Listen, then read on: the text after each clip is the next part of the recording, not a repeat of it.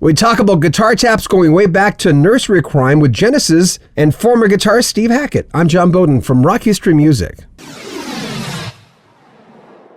Under a Mediterranean Sky is a brand new album. There'll be links in the description where you can pick up the album right now on Steve Hackett's website. Here's our chat with Steve Hackett. Yeah, speaking of that, someone was asking, said, hey, I remember a certain Steve Hackett doing a guitar tap way back when in the early days. Where did you get that from? I was trying to play a phrase I'd heard from Bach and do it all on one string because I realized to go across strings was going to be tricky with distorted guitar.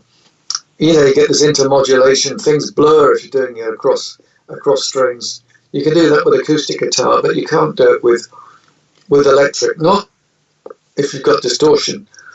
And so I thought, well, let's just do it all on one string. So I was hammering on and off with both hands, sometimes with the nail, sometimes with the pad of the finger, is the way I do it as well. So I sort of mix up both these things, sometimes even with the thumb. Crazy techniques that shouldn't work. But yeah, when I first started doing it, I was playing it very slowly and trying to do it in time. And then once I got it together, I thought, I could try this live. No one's going to die if I attempt this technique. And I was doing it on a track called Musical Box on the solo. And then suddenly, the guitar and keyboard started to sound very similar to each other. You couldn't really tell which was which. Very much a calling card for early Genesis. And I heard it, you did it on twice on Nursery Cryme, right? Didn't you? Yeah, you're quite right, on Musical Box, and also the intro to The Return of the Giant Hogweed. So you get it on both. And sometimes Tony used to do a harmony to me at the same time. So it was a little bit like having either two keyboard players or two guitarists doing something. Yeah. Did you get reaction from that, Steve? Did you get reaction from? Didn't other guitarists come up to you and go, "Hey, wait a minute! What are you doing there?" No, I never actually got guitarists come up to me doing that. I think they were trying to figure it out for themselves. Yeah. And I think that was tough for anyone who was just listening to the music and thinking, "How does he play that fast? How is that possible?" The abandonment of the pick. That was it. You know, heresy for some, but the beginning of the prototype heavy metal solo. That's it. Right hand techniques. Don't let the left hand do all the work, and don't kill yourself with the plectrum every time. But I also use the nails. So if I'm using acoustic, like on the latest thing, Under a Mediterranean Sky, it basically features in both hands. Economy of movement here, and maximum thrust from here, from the right hand.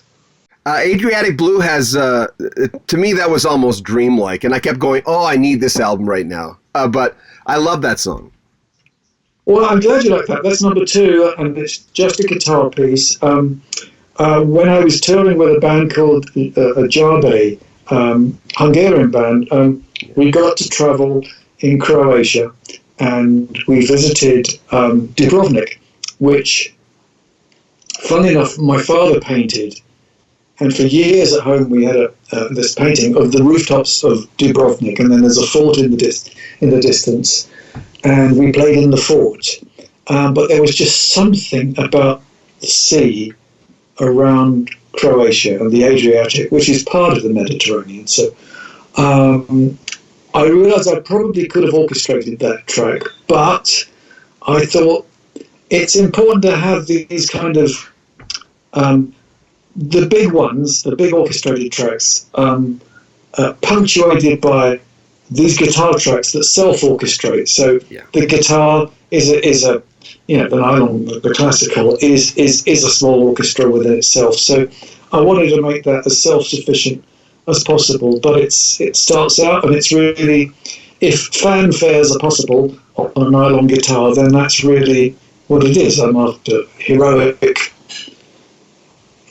playing, or the heroic chords that sound perhaps Greek, Roman, or all of those things. So it's mixing a lot of ideas, and I suspect that if I hadn't heard the work of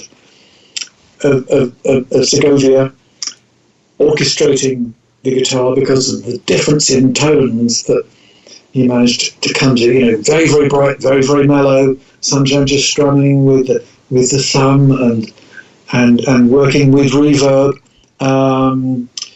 so that notes would float on, and the illusion of a limitless palette of colours. I guess that's what we're really after, whatever it takes to bring it alive. Under a Mediterranean Sky is a brand new album from Steve Hackett. Order it on his website. There'll be links in the description of this video. Make sure you comment on our videos, subscribe to our channel, and share our videos. I'm John Beaudin from Rocky Street Music.